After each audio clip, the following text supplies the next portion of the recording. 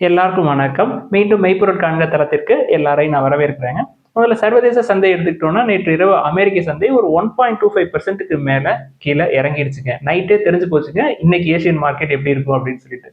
சரி, என்ன காரணம் அப்படின்றத பார்ப்போங்க. அதுக்கு முன்னாடி ஃபியூச்சர்ஸ் ஒன்றும் பெருசா மேல போகல, பிளாட்டா தான் இருக்கு.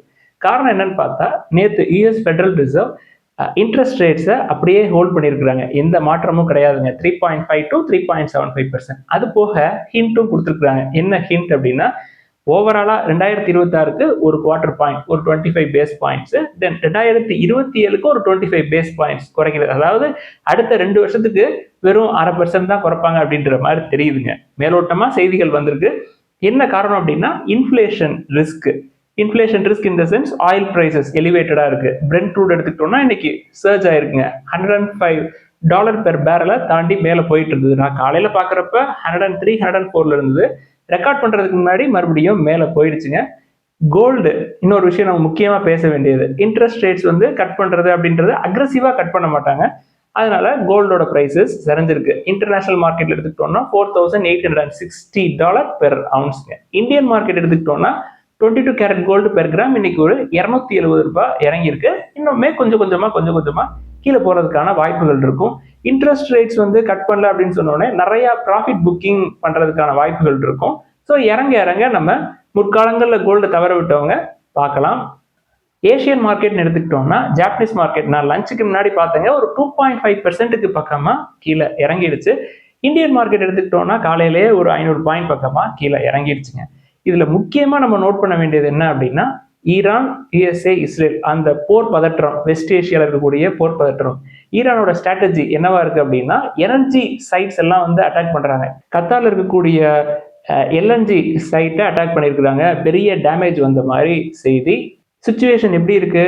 க்ரூட் ஆயில் பிரைசஸ் ஏறுது, எஃப்ஐஐ செல்லிங் கண்டினியூ ஆகுது. அப்ப டாலருக்கு எகெயின்ஸ்டா இந்தியன் ருப்பி என்ன ஆகணும்? பயங்கரமா சரியணும் இல்லையா? ஸோ ஃபர்ஸ்ட் டைம் 93 கிராஸ் பண்ணி வந்திருக்கிறாங்க. 93.14 இந்தியன் ருபீஸா இருந்ததுங்க ஒரு டாலர். ஒரு சில ரிப்போர்ட்ஸ் எல்லாம் என்ன சொல்றாங்க, 95 வரைக்கும் கூட சரியறதுக்கு வாய்ப்பு இருக்கு அப்படின்னு சொல்லியிருக்கிறாங்க.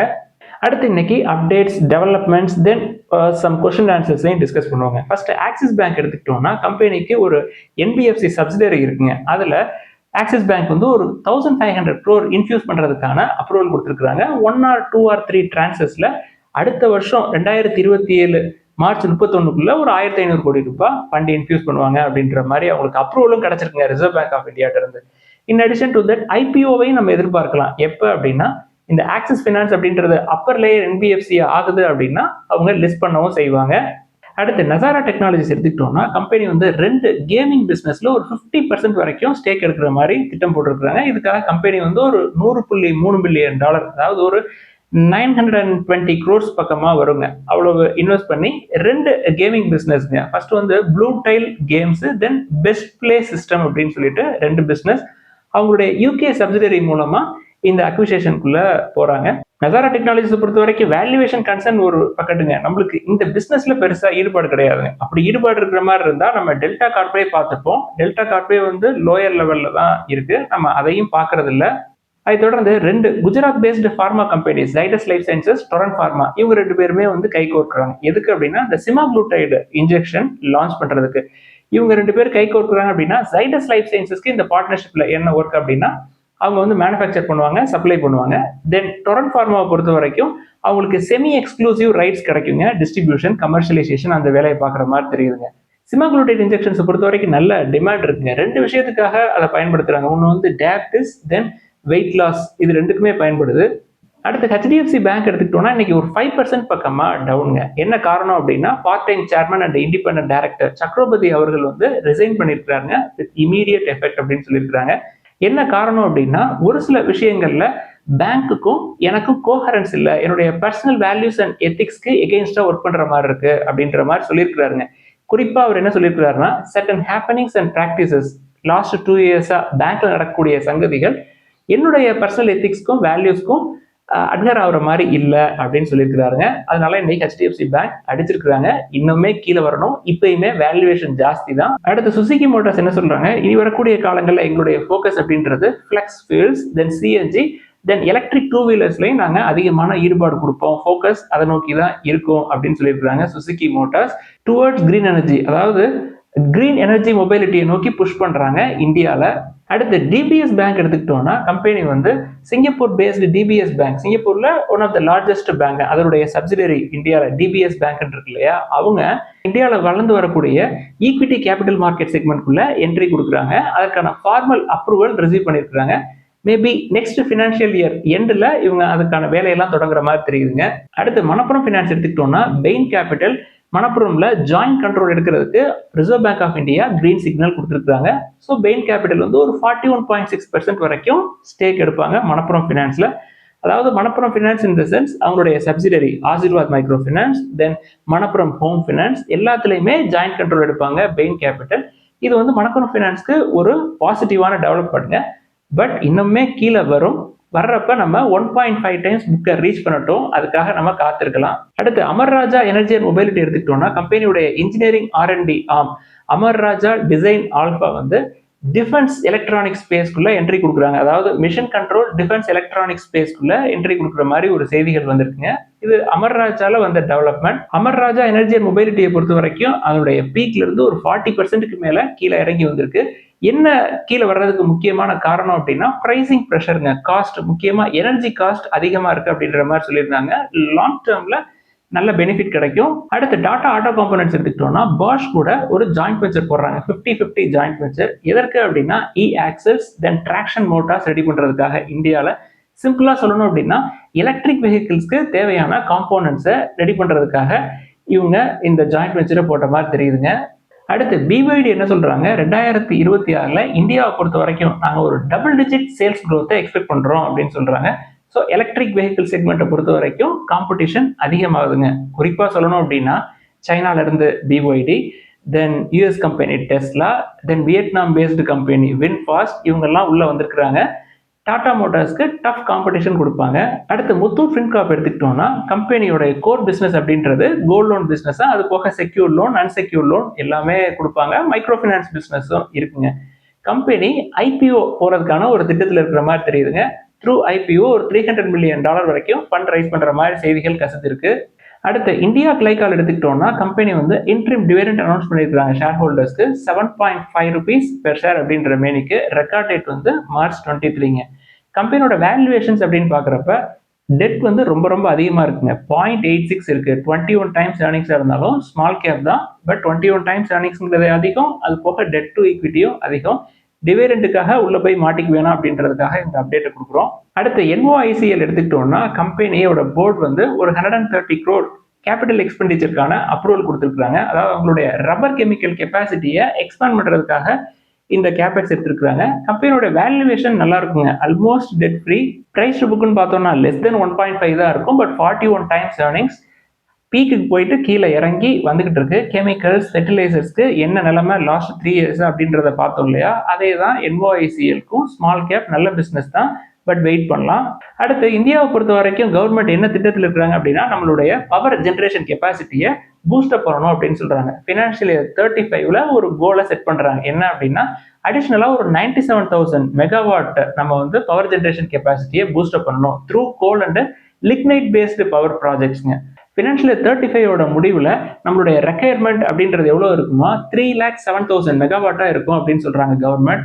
எதற்கு இதை முக்கியமா சொல்றோம் அப்படின்னா கவர்மெண்ட் வந்து கோல் அண்ட் லிக்னைட் பேஸ்டு பவர் ப்ராஜெக்ட்ஸை தொடர்ந்து எக்ஸ்பேண்ட் பண்ற வேலையில இருக்கிறாங்க. இது கோல் இண்டியாவுக்கு ஒரு பாசிட்டிவான நியூஸ்.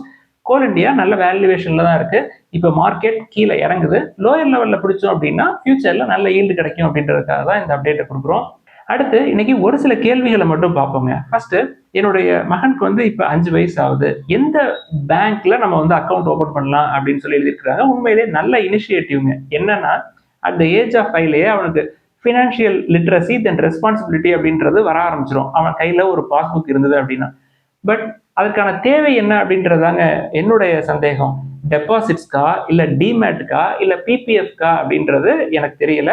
பாய் பேபி அப்படின்னா செல்வ மகன் சேமிப்பு திட்டம் அப்படின்னு இருக்குங்க. தென் கேர்ள் பேபிக்கு என்ன அப்படின்றது உங்களுக்கு தெரியும். தென் டிமேட் சர்வீசஸ்க்கு ஃபுல் சர்வீஸ் புரோக்கரேஜ், அதாவது பேங்கோட லிங்க் ஆயிருக்கிற மாதிரி டிமேட் அண்ட் ட்ரேடிங் சர்வீசஸ் இருக்கிறது பெஸ்ட். தென் டெபாசிட்ஸ்க்கு நீங்க பிபிஎஃப்ஏ யூஸ் பண்ணிக்கலாம். அடுத்த ஒரு நண்பர் வந்து மியூச்சுவல் ஃபண்ட்ஸ்ல நீங்க ஏன் பெரும்பாலும் ஈடுபாடு காட்டுறதில்ல அப்படின்னு சொல்லி எழுதியிருக்கிறாங்க. அதாவது மியூச்சுவல் ஃபண்டை பொறுத்த வரைக்கும் நம்ம வந்து ஃபண்ட் மேனேஜர்கிட்ட பணம் கொடுப்போம், அவர் வந்து ஃபண்டை வாங்குவார். இதாங்க ஸ்ட்ராட்டஜி. அதில் நம்ம அவங்க ஃபண்டை மேனேஜ் பண்ணுறதுக்காக நம்ம எக்ஸ்பென்ஸ் ரேஷியோ அப்படின்றது ஒன்று கொடுப்போம். லாங் டேர்மில் எக்ஸ்பென்ஸ் ரேஷியோவே வந்து ஒரு பெரிய தொகை போகுங்க. இது ஒரு காரணம். தென் நம்ம ஈக்விட்டியை நான் கன்சிடர் பண்ணுறேன் அப்படின்னா, எனக்கு அந்த கம்பெனியை கன்சிடர் பண்ணி நம்மளோட போர்ட்ஃபோலியோவில் வச்சிருக்கோம் அப்படின்னா, அதில் ஒரு ஓனர்ஷிப் இன்ட்ரெஸ்ட் எடுக்கிற மாதிரிங்க. அந்த ஃபீல் வந்து எனக்கு மியூச்சுவல் ஃபண்டில் கிடைக்காது. எந்த கம்பெனியில் எவ்வளவு நம்ம ஸ்டேக் வச்சிருக்கோம் அப்படின்றது நமக்கு தெரியாதுங்க. அதனாலேயே நான் பெரும்பாலும் மியூச்சுவல் ஃபண்ட் பக்கத்து போறது இல்லைங்க. அடுத்த ஒரு நண்பர் வந்து நான் மியூச்சுவல் ஃபண்ட்ல முற்காலங்களில் இன்வெஸ்ட் பண்ணியிருக்கேன் சார். இப்போ மார்க்கெட் பயங்கரமா இறங்கியிருக்கப்ப 20% பக்கமா கீழே விழுந்துருச்சு. இப்போ நான் அதெல்லாம் கொடுத்துட்டு, அதாவது 20% விழுந்ததுக்கு அப்புறம் லாஸ்ட்ல அதை கொடுத்துட்டு அதெல்லாம் தூக்கி பாண்ட்ல மூவ் பண்ணவா அப்படின்னு சொல்லி கேட்டுருக்காங்க. இது தப்புங்க. இது வந்து ஈக்விட்டி இன்வெஸ்ட்மெண்ட்டா இருந்தாலும் சரி, இல்ல மியூச்சுவல் ஃபண்ட்ல நீங்க இன்வெஸ்ட் பண்றதா இருந்தாலும் சரி, மார்க்கெட் இறங்கிட்டு இருக்கிறப்ப லாஸ்ட்ல கொடுக்கறது அப்படின்றது நல்ல ஸ்ட்ராட்டஜி கிடையாதுங்க. Stay invested. இதுதாங்க வந்து மார்க்கெட் கீழே இறங்கிட்டு இருக்கிறப்ப சிறந்த உத்தி. ஸோ தொடர்ந்து இன்வெஸ்ட் பண்ணுங்க.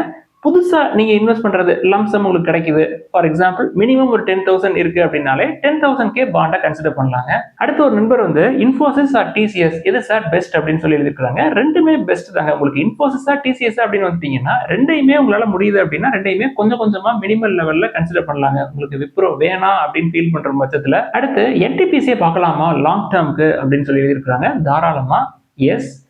என்ன ஒன்று புரிஞ்சுக்கணும் அப்படின்னா, டிவிடெண்ட் போட்டு நிறைய வெளில அமௌண்ட் எடுப்பாங்க. க்ரோத் வந்து ஸ்லோவாக இருக்கும். ஸோ என்டிபிசியை பொறுத்த வரைக்கும் உங்கள்கிட்ட இருக்கக்கூடிய நிறைய பேஸ்கெட்டில் அதில் ஒரு சின்ன பேஸ்கெட்டை வச்சுக்கலாங்க. பட் பவருக்கு அக்ரெசிவாக க்ரோ ஆகிற நிறைய நிறுவனங்கள் இருக்கு. அதையும் நீங்கள் பார்க்கலாம். எடுத்துக்காட்டுக்கு டொரண்ட் பவராக இருக்கட்டும், இல்லை டாடா பவராக இருக்கட்டும், இல்லை வேற எனர்ஜிஸாக இருக்கட்டும், இல்லை சுஸ்லானா இருக்கட்டும், கடன் இல்லாத நிறுவனங்களாக பார்த்து போங்க. இல்லை ஸ்ட்ராங்கான பேக்கப் இருக்கணுங்க. ரெண்டில் ஏதாவது ஒன்று. அடுத்த ஒரு நண்பர் வந்து ஒரு ஸ்டாக்ல மேக்ஸிமம் நான் எவ்வளவு இன்வெஸ்ட் பண்ணலாம் அப்படின்னு சொல்லி எழுதிருக்காங்க. ஒரு 25,000 வரைக்கும் இன்வெஸ்ட் பண்ணலாமா அப்படின்னு சொல்லி எழுதிருக்காங்க. என்னால் மேக்ஸிமம் 1 lakh வரைக்கும் ஒரு ஸ்டாக்ல இன்வெஸ்ட் பண்ண முடியும் அப்படின்னு சொல்லி எழுதிருக்காங்க. அதாவது ஃபர்ஸ்ட் 25,000 தென் கீழே இறங்குச்சு அப்படின்னா அடிஷனலா என்னால் மறுபடியும் 25,000 இன்ஃபியூஸ் பண்ண முடியும். அதே மாதிரி 1 lakh வரைக்கும் என்னால் பண்ண முடியும் அப்படின்னு சொல்லி எழுதிருக்காங்க. நம்ம முன்னாடி சொன்னது தாங்க, நிறைய பேஸ்கெட் வச்சுக்கோங்க. ஒவ்வொரு பேஸ்கெட்ல பிரிச்சு பிரிச்சு போடுங்க. ஸ்லோவா பண்ணுங்க, அவசரம் கிடையாது.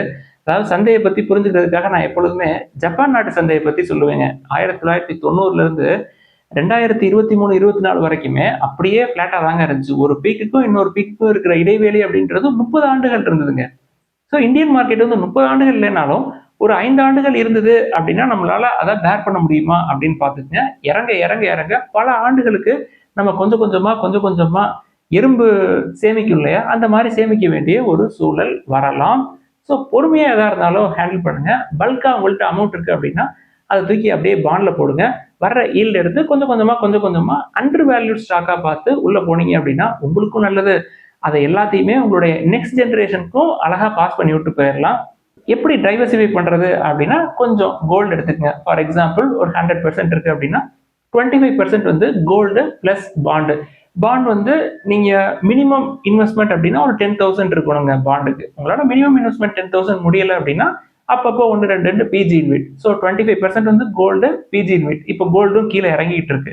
அது போக ரிமைனிங் 75%ல ஒரு மேக்ஸிமம் போர்ஷன், இப்போ நான் ஒரு காலங்களில் வந்து 50% வரைக்கும் பேங்கிங்கு, financial services, NBFCs, gold finance, insurance, இந்த மாதிரி நிறுவனங்களுக்கு நான் 50% வெயிட்டேஜ் கொடுப்பேன். ரிமைனிங் 25% தான் வந்து நான் ஆட்டோ, ஐடி, ஃபார்மா, எஃப்எம்சிஜி இதுக்கெல்லாம் இம்பார்ட்டன்ஸ் கொடுப்பேன். இப்போ பேங்கிங்கு, ஃபினான்ஷியல் சர்வீசஸ் எல்லாமே கொஞ்சம் ரேலி ஆயிடுச்சு. அதனால அந்த 50% கொஞ்சம் குறைச்சிக்கலாம். அதற்கு ஏற்ற மாதிரி FMCG for example ITC lower லெவலில் இருக்கு, தென் டிஎம்பிவி லோயர் லெவலில் இருக்கு, தென் ஹாஸ்பிட்டாலிட்டி செக்டர்லாம் கீழே விழுந்துகிட்டு இருக்கு. ஸோ உங்கள் வெயிட்டேஜை கொஞ்சம் கூட்டிக்கலாம். ஒரே பேஸ்கெட்ல போடாம நம்பர் ஆஃப் பேஸ்கெட்ஸ் நிறைய வச்சுக்கோங்க. ஒரு 25 to 30 பேஸ்கெட்ஸ் வச்சுக்கிறது ஆப்டிமல்ங்க. இதெல்லாம் தான் இந்த பதிவுல முக்கியமா டிஸ்கஸ் பண்ணணும்னு நினைச்சோம். முதலீடுகள்ல ஏதாவது சந்தேகங்கள், கேள்விகள் இருந்தா எல்லாத்தையும் எழுதுங்க. எல்லாருக்கும் நன்றி.